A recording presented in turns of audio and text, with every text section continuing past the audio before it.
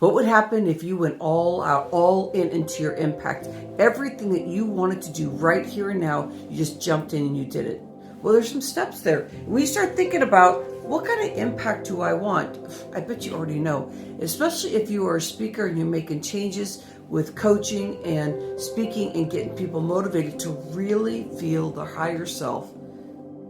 These are the pillars that I use and the steps that I use to stay centered and focused.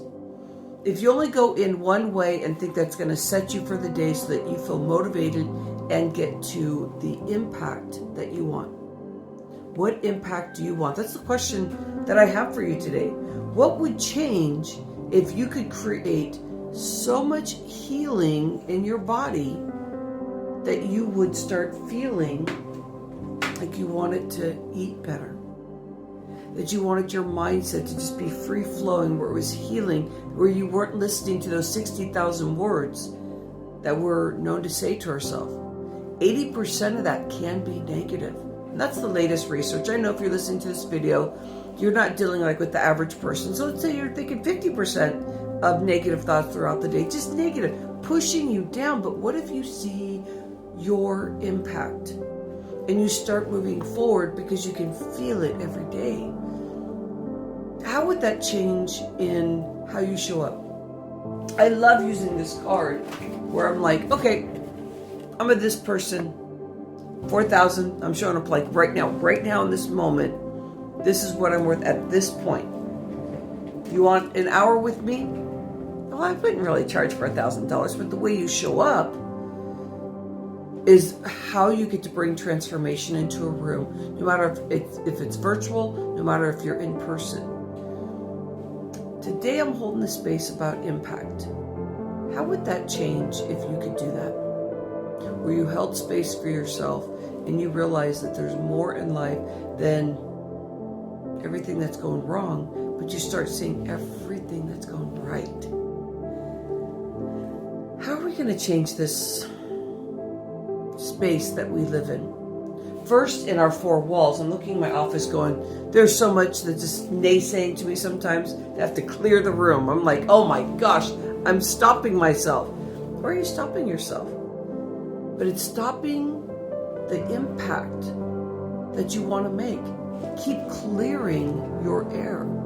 Keep clearing your vision because it refreshes every day.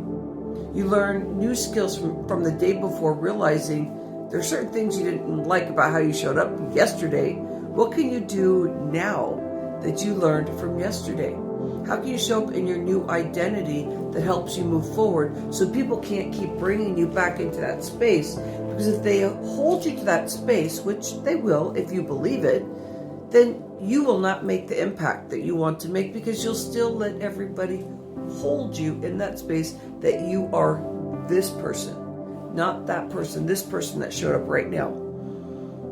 And if we believe it, then it'll stop everything. I call this hashtag speaker locking arms. If we stop the blaming and shaming on ourselves and out there to others, and we stop the blaming and shaming out there, and we hold and lock arms and say, I got you, I got you. Even when you go to the grocery store, you're having these basic conversations, sometimes in depth, but you never know where you're going to get more of your growth.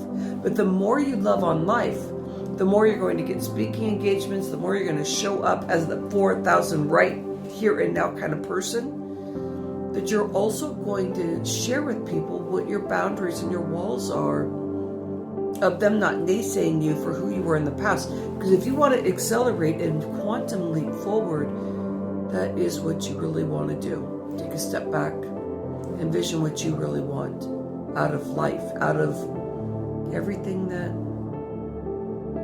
we're here to do. What are you here to do? What's the impact you want? How are you going to get there? How are you going to create the space so that you can really stand on your own? I want you to partner, but I mean, you got to have your back. You got to start listening to yourself, that nobody else can hear this stuff, and stop it. Stop hearing the, you're ugly, you're dumb. Oh yeah, those are mine. I don't want to put that upon you. But when those things show up, I'm like, and they very seldom show up because this work is very, very, very important. So again, you can have this type of plaque if you want. I could send this to you. But if we have freedom, safety, and healing, there's 5 steps here that we're talking about to get into our impact today.